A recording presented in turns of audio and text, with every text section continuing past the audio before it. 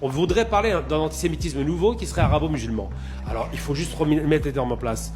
Quand on est arabo-musulman, on ne peut pas être antisémite, d'abord parce que dans notre religion, on a une célébration de nos prophètes juifs. Oui, on commence par le début.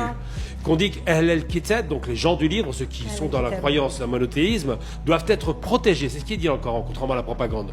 Ils font référence à des petits passages où des tribus juives ont trahi, mais globalement, on doit protéger, et on les a protégés, les juifs. Et que pour finir, l'antisémitisme est un concept catholique qui a été inventé par des catholiques extrémistes qui disaient que les juifs, donc Jésus, a été vendu, parce qu'il était juif aussi, par Judas le juif. La haine de Judas est née là, et que tout le peuple juif doit payer pour cette vente, et on doit les exterminer. Il n'y a pas un arabo-musulman qui a même dans l'esprit l'idée d'exterminer une population encore moins juive. Donc quand on dit ça, on veut nous mettre les poubelles de leur histoire sale, qui a été pratiquée plusieurs fois, avec des pogroms, sur le dos des arabo-musulmans. Et là, on utilise beaucoup ce terme qui est quand même grave, de pogrom. Un pogrom, c'est quand on massacre une population minoritaire dans un pays qui n'est pas le sien. Oui.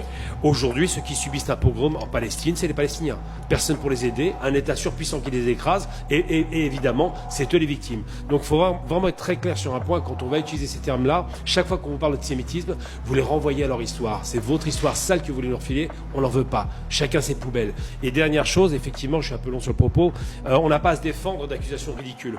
Moi, j'ai un mépris abyssal pour l'extrême droite, c'est des crétins. Il n'y a pas de penseurs à l'extrême droite, ça se saurait. Hein. Les derniers penseurs s'appelaient Hitler et Rosenberg, ça vole pas haut. Donc quand on parle à des Mongols qui n'ont pas de culture, qui sont bêtes comme leurs pieds, qui sont incapables de développer même une thèse économique, ils n'ont aucun moyen, si ce n'est l'ultralibéralisme, il faut les mépriser, il ne faut pas les prendre au sérieux, et c'est comme ça que je les sers.